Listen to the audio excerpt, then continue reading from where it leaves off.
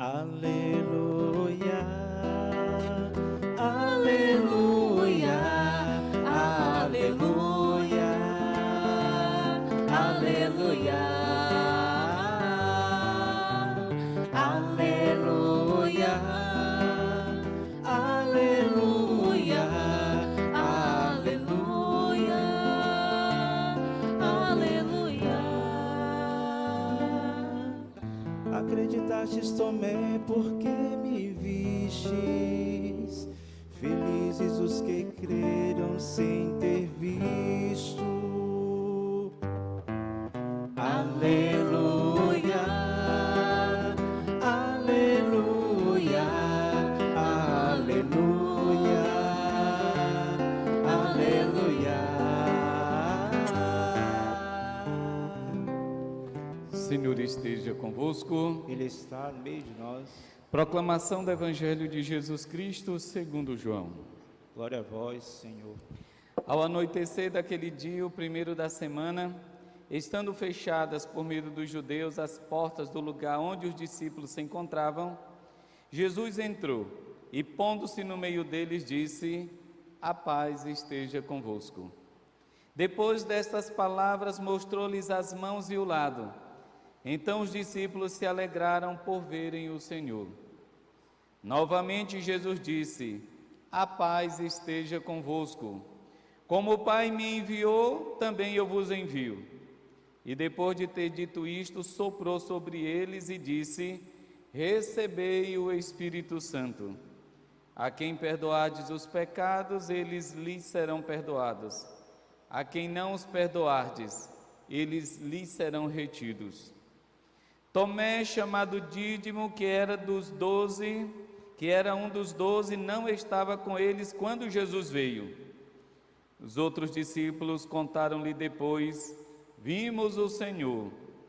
Mas Tomé disse-lhes: se eu não vir as marcas dos pregos em suas mãos, se eu não puser o dedo nas marcas dos pregos e não puser a mão no seu lado, não acreditarei. 8 dias depois, encontrando-se os discípulos novamente reunidos em casa, e Tomé estava com eles. Estando fechadas as portas, Jesus entrou, pôs-se no meio deles e disse: a paz esteja convosco. Depois disse a Tomé: põe o teu dedo aqui e olha as minhas mãos. Estende a tua mão e coloca-a no meu lado. E não sejas incrédulo, mas fiel. Tomé respondeu: meu Senhor e meu Deus. Jesus lhe disse: acreditastes porque me vistes? Bem-aventurados os que creram sem terem visto. Jesus realizou muitos outros sinais diante dos discípulos, que não estão escritos neste livro, mas estes foram escritos para que acrediteis que Jesus é o Cristo, Filho de Deus, e para que, crendo, tenhais a vida em seu nome. Palavra da nossa salvação. Glória a vós, Senhor. A nós descer divina luz, a nós descer divina luz, em nossas almas acender o amor de Jesus.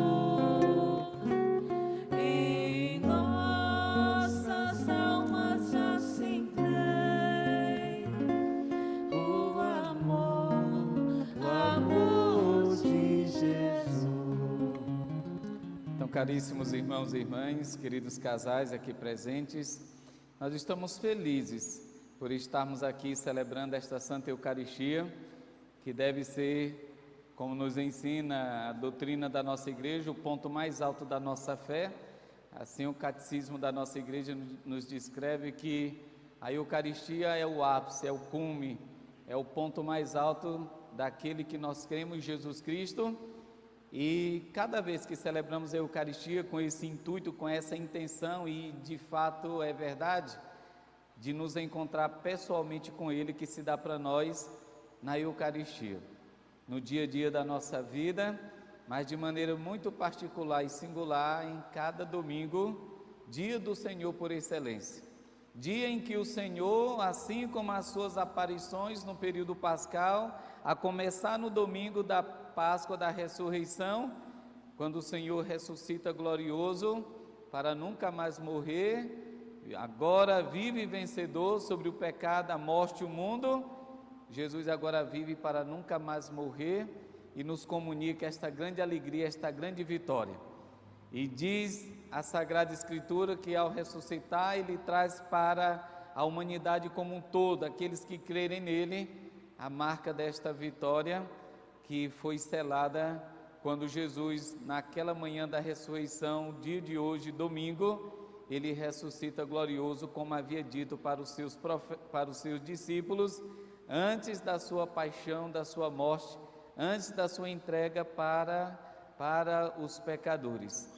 E celebrar a Eucaristia deve ser sempre essa motivação de alegria para nós, deve ser vibrante, quando nós saímos de nossas casas, de modo particular no domingo, sabendo que vamos à comunidade de fé, à escola dos discípulos de Jesus, para que juntos a gente saborear a presença do Senhor que vem ao nosso encontro, através da imagem de cada um que vem rezar a Eucaristia, formando o corpo místico do Senhor, através de cada um que vem com a reta intenção de nos encontrar com o Senhor, mas também através da sua imagem que nos é apresentada na Palavra de Deus, onde Ele nos transmite a sua mensagem, onde Ele nos diz o seu ensinamento, como devemos viver e nos comportar, mas também a palavra do Senhor nos é dada também para nos advertir, nos admoestar, nos encorajar, como hoje também na palavra, sobretudo o Evangelho, Jesus aparece para animar, para encher de alegria, de força, de fé, de coragem, de perseverança, a vida daqueles que, ou a quem Ele confiou, a continuidade da sua missão. Assim, na missa, quando a gente vem participar na comunidade de fé, meus irmãos e irmãs, queridos casais, é com essa intenção também de escutar o que Deus tem a nos dizer. Que palavras de fé, que palavras de poder, de encorajamento queremos hoje receber do Senhor. E Ele se manifesta para nós nesta palavra que é Ele mesmo também. Diz o prólogo do Evangelho de São João que no princípio era a palavra estava em Deus, a palavra era Deus, e essa palavra, esse verbo de Deus se torna carne, vem habitar no meio de nós, e Ele fala justamente da pessoa de Jesus. Esta palavra, mais do que um conjunto de letras, é uma pessoa que se torna gente, que vem habitar no meio de nós, é Jesus. Por isso, na celebração da Eucaristia, podemos encontrar esta presença do Senhor na palavra que nos é transmitida, como ensinamento, como força, como fé, como vigor para a vida de cada um de nós.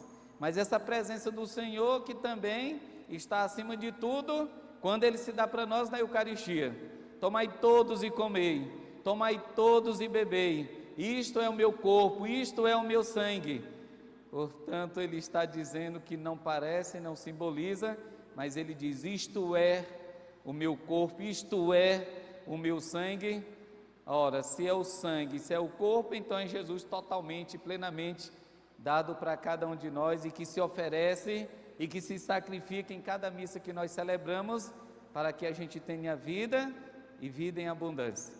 São essas e tantas outras motivações pelas quais a gente, sobretudo no domingo, ir à igreja, à comunidade, não deveria ser motivo de preguiça para nós ou como que fosse uma coisa forçada. Eu vou porque o marido levantou, está me chamando, eu queria até dormir mais um bocadinho, eu poderia hoje um dia, uma semana de trabalho e tal, agora eu quero.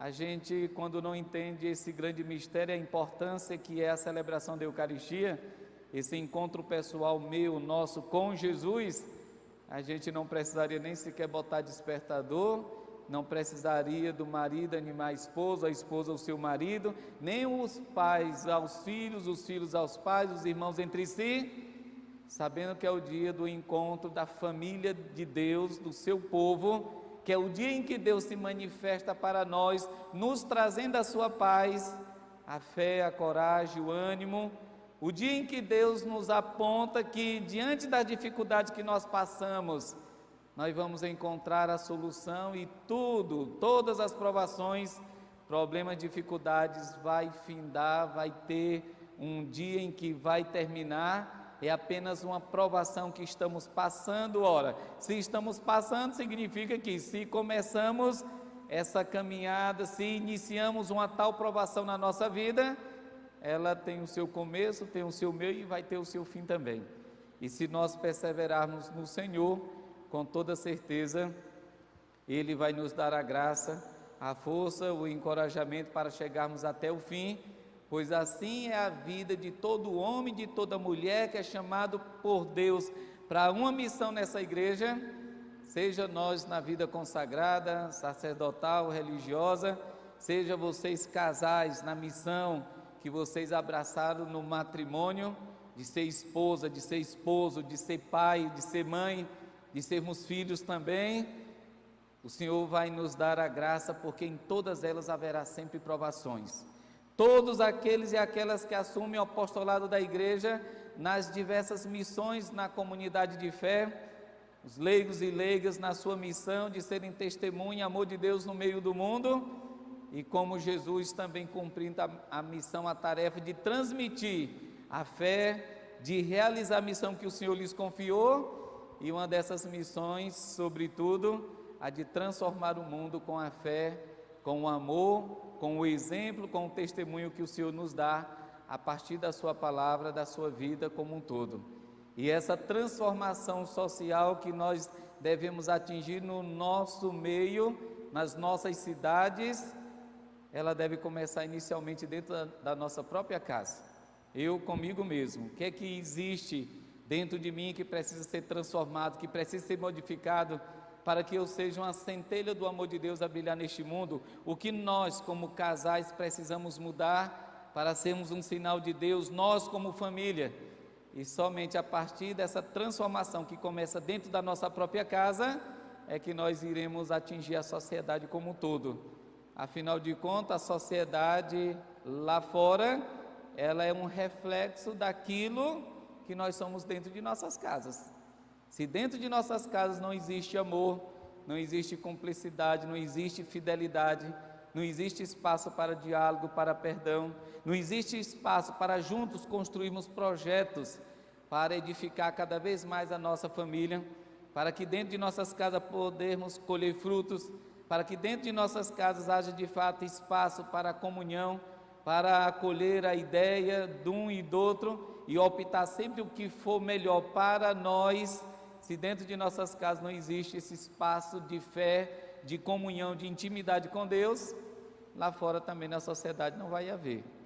Tudo que a sociedade vive hoje é reflexo daquilo que nós somos dentro de casa. Se a nossa sociedade hoje não está bem, se ela não está de fato caminhando numa linha de transformação, de beneficiar sobretudo os menos favorecidos, se a sociedade não tem espaço para comunhão, participação, perdão, para amor, para estender a mão para aquele que mais precisa, é porque dentro de nossas casas, em muitos dos nossos lares, está faltando espaço também para o diálogo entre os casais, pais e filhos. Dentro de nossas casas ainda existe aquele espaço onde um só manda, determina, e não abre espaço para a comunhão, para o diálogo. E tudo isso precisa ser transformado. E tudo isso nós aprendemos, tudo isso nós concebemos quando nós nos encontramos pessoalmente com Jesus. Por isso a celebração da Eucaristia em cada domingo de maneira particular tem esse quê de especial na vida da gente.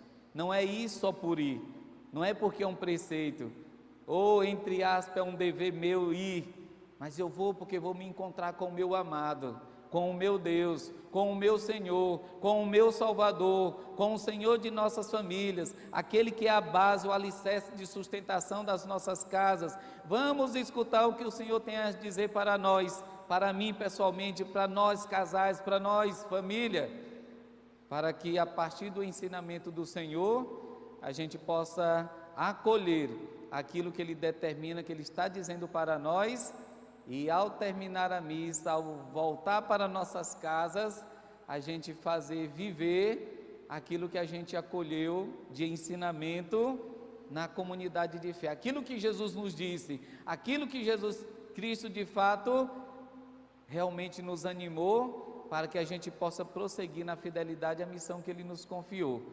Por isso, queridos irmãos e irmãs, queridos casais, aqui está a importância da celebração da Eucaristia. Quando nós temos esse conhecimento e temos esse amor verdadeiro pelo Senhor, pela igreja, pela família que Ele nos deu, que Ele nos confiou, nós não vamos nunca mais à igreja de maneira forçada ou como um pesar. Será sempre uma alegria. E se nós fazemos por amor, como nos ensina o próprio Senhor Jesus, quem ama sempre passa à frente, sempre chega primeiro, sempre se antecipa. Aquilo que também, na grande literatura do Pequeno Príncipe também, qual eu tenho grande admiração, e gosto de vez ou outra estar folheando os livros do Pequeno Príncipe, li e reli várias vezes, devido à mensagem que ele traz para nós. Ele também vai nos dizer também que quem ama antecipa. Para eu, de fato, dedicar a minha vida, colocá-la a serviço do outro, eu preciso conhecer, porque o amor ele vem na base do conhecimento. Eu não posso dizer que amo alguém, não posso mostrar amor à minha família, à minha igreja, a Jesus, se eu não dei tempo para conhecer a outra pessoa, se eu não dei tempo para viver a intimidade, escutar o outro, me deixar ser escutado também, para que dentro desse escutar, dessa proximidade, a gente crie laços, como o Pequeno Príncipe lá ensina, quando o Pequeno Príncipe vai convidar a raposa para brincar com ela, ele, mas como é que você vem pedir para brincar comigo, se você ainda nem sequer me cativou? Vai dizer, e o que é cativar?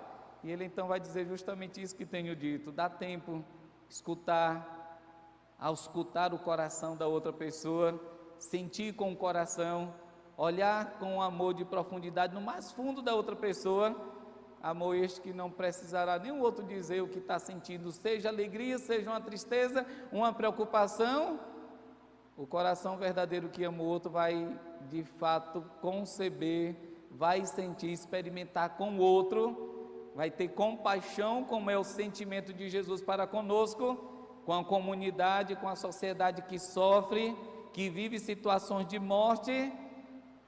Sempre é assim quando Jesus se apresenta diante dos seus discípulos ou da multidão que está sofrendo, que está abandonada. O Senhor vai dizer, ele sentiu compaixão. Sentir a compaixão significa dizer, sentir com o coração, sentir a dor do outro, colocar-se no lugar do outro, fazer pensando no bem do outro, desligado de todo e qualquer interesse pessoal. Simplesmente porque amar significa doar-se, entregar-se sem reservas, como Jesus Cristo faz conosco. Ele não perguntou se eu, se você, se a humanidade no tempo dele, a passada, a que virá futuramente, queria que ele viesse para dar a vida no nosso lugar e nos salvar com sua vida, com o seu sacrifício na cruz, com sua morte e sua ressurreição. Jesus não perguntou a nenhum de nós se queríamos que ele fizesse isso. Ele se antecipa e vem à nossa frente, passa à nossa frente, entrega a sua vida em resgate pela nossa vida. Ele não pergunta porque ele sabe que tem esse amor verdadeiro para conosco, e quem ama não pergunta. Ele vê a necessidade do outro, se antecipa, faz, dá a vida como o Senhor fez, se preciso for. É como Maria Santíssima, a nossa mãe, também como naquela festa em Caná da Galileia, onde, vendo a preocupação dos que serviam naquela festa, Maria, vendo a preocupação daqueles, não esperou ninguém vir lhe pedir alguma ajuda, mas ela, sentindo com o coração de mãe, aproxima-se daqueles que serviam, dá para eles alento, pede que tenham calma, leva até Jesus e aponta para ele. Agora, vocês estão calmos, agora olhem para Jesus, olha para o meu filho, façam tudo o que ele vos disser, e vocês então verão um milagre acontecer. E assim a atitude de Maria também é a atitude de quem ama, que vai na frente, Não espera o outro dizer, não espera o outro contar a sua lamentação, o seu sofrimento, a sua preocupação. Se existe amor de fato e de verdade, casais, se existe amor verdadeiro entre vocês, se foi de fato o amor que os levou um dia ao altar do Senhor, com toda certeza os sentimentos de vocês serão captados por vocês sem precisar um dizer para o outro. O outro logo vai perceber quando o outro não está bem. E não é um perceber e ficar calado de braços cruzados. Vai chegar e vai interrogar, vai conversar, vai escolher o melhor horário para conversar, para entender, para dar uma solução. Vai os convidar para rezar juntos, vamos nos entregar nas mãos de Deus, e assim, assado. E assim também é o amor de vocês com os filhos com vocês, pais, irmãos entre si. É como Jesus, antes de entregar o primado da igreja para Pedro, em João 21, ele pergunta: Pedro, tu me ama mais do que estes? Pedro vai dizer: sim, Senhor, eu te amo, pois apacenta as minhas ovelhas. Jesus, quando faz esse questionamento a Pedro, antes de entregar o primado da igreja para ele, ele vai entender que a missão não será fácil, assim como não é fácil a vida no casamento, no matrimônio também. Por isso, uma das exigências para o casamento ser válido é o amor entre os dois, porque ele sabe que dentro da missão do pastoreio lá, Pedro na igreja, à frente da igreja, problemas, dificuldade, desafio, vamos passar a vida inteira. Enquanto vida nós estivermos aqui, e somente o amor me dará forças, asas para voar, para realizar e ir mais longe que eu puder, para que eu não desista. Cada desafio, cada provação, para quem ama vai ser uma oportunidade para mostrar a grandeza do poder, do amor de Deus na minha vida. E eu quero dar orgulho para Deus diante da missão que Ele me confiou no pastoreio da sua igreja. Era por isso que Ele perguntava a Pedro: tu me ama mais do que estes? E esta pergunta vale para os outros também, para dizer que não seremos felizes e fiéis e perseverantes até o fim, se não houver amor dentro de cada um de nós. Assim também vocês, casais, uma das questões é o amor. Por isso, lá entre os fins do matrimônio, o primeiro dos três, o primeiro deles é o amor entre vocês. Se não houver, conforme o direito canônico, o catecismo da nossa igreja, vai dizer que para se casar e esse casamento ser válido e ele ir até o fim, o primeiro fim, objetivo desse casamento é o amor entre vocês dois. É entre o homem e a mulher, o amor. Se não tiver, volta para casa. E se casar, não vai dar certo. Vai até ali, depois despenca, afunda que nem o Titanic. Afunda, mesmo com toda a beleza, com todo o encanto, mas se não tem amor, logo, logo vai achar um iceberg que vai bater nesse navio, nesse casamento, nesse matrimônio, e ele vai de fato afundar, porque faltou o amor. Se não tinha, não deveria ter ido até o altar do Senhor fazer esse juramento, não para um dia, um mês, um ano, mas para a vida toda. Se não houve o amor verdadeiro, ele de fato não vai nos fazer, não vai nos permitir ir até o fim.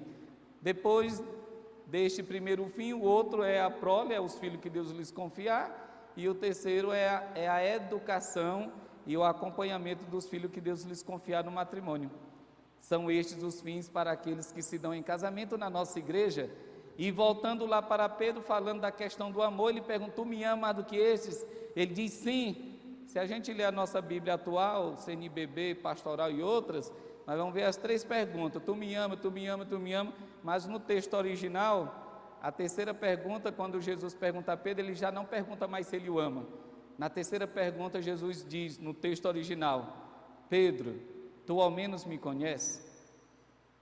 Pedro, tu ao menos me conheces? Depois dele ter dito 2 vezes que o amava, ele agora pergunta a Jesus na terceira vez, não como está nas nossas Bíblias hoje, na sua tradução, mas na original, a terceira pergunta o Senhor diz: tu ao menos me conheces?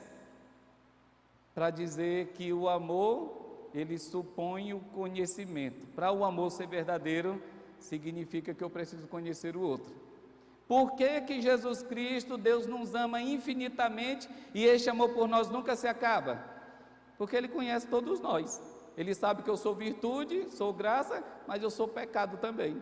Eu erro, eu falho, mas nem mesmo Deus sabendo do meu pecado, da minha infidelidade, do nosso pecado, da nossa infidelidade, o amor de Deus não termina por nós, porque ele não depende da graça, não depende da bondade que eu pratico. Ele quer, ele deseja que a gente faça o bem, que a gente pratique a caridade, o amor, a misericórdia, sempre, sempre, sempre. Mas ele sabe que nós somos limitados e nós falhamos. E mesmo sabendo das minhas falhas, ele sempre me dá a oportunidade. É por isso que também o Senhor pergunta a Pedro se ele o ama também, porque ele, 3 dias atrás, ele negou o Senhor, quando perguntaram se ele conhecia, se ele era do grupo de Jesus, quando ele estava sendo condenado, isso na quinta-feira para a sexta-feira santa, e ele vai dizer para os soldados que não conhecia Jesus.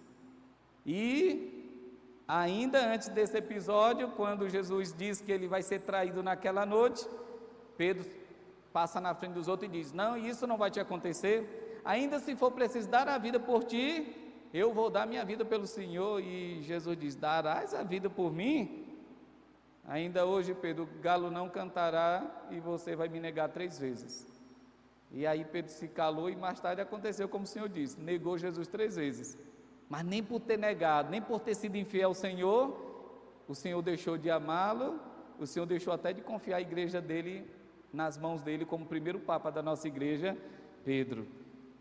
Por isso, queridos irmãos e irmãs, esse amor verdadeiro que nos fala, o amor Letícia, o amor na família, é esse amor verdadeiro do Senhor pela humanidade, que deve ser expressado dentro de casa, entre você e casal, um ao outro e os filhos que Deus lhes confiou.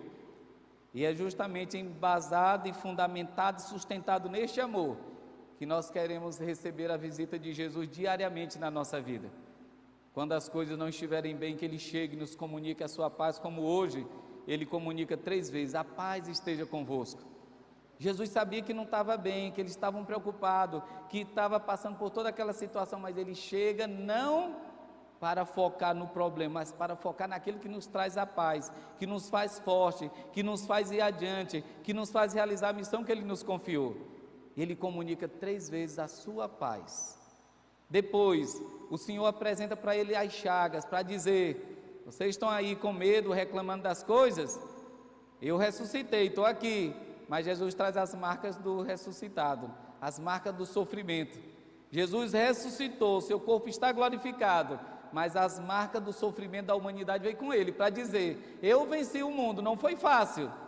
Para vocês também não vai ser fácil em nenhuma situação, vai ser difícil, mas se permanecer ligado no Senhor, nós vamos vencer. E Jesus lhes comunica o Espírito Santo, porque o Espírito Santo vai iluminar nossa mente, vai nos capacitar com os dons, e nos fazer ir e realizar o que o Senhor nos mandou. E o Senhor cobra a fé, dirige-se para Tomé e diz que não seja incrédulo, não duvide do poder de Deus, da sua ressurreição, mas seja um homem de fé. Nós hoje, ser uma família de fé, uma família que crê, que confia. O problema chegou, não é para desesperar, não é para divorciar, não é para separar, não é para expulsar o filho de casa, não é para abandonar os seus. Jesus manda: o problema surgiu, vocês têm que resolver. E nós resolvemos com amor, com fé, com oração, com entrega nas mãos do Senhor. E Ele diz: ide pelo mundo inteiro, anuncie a boa nova, ser testemunha do amor dEle, aonde Ele estiver, aonde nós estivermos.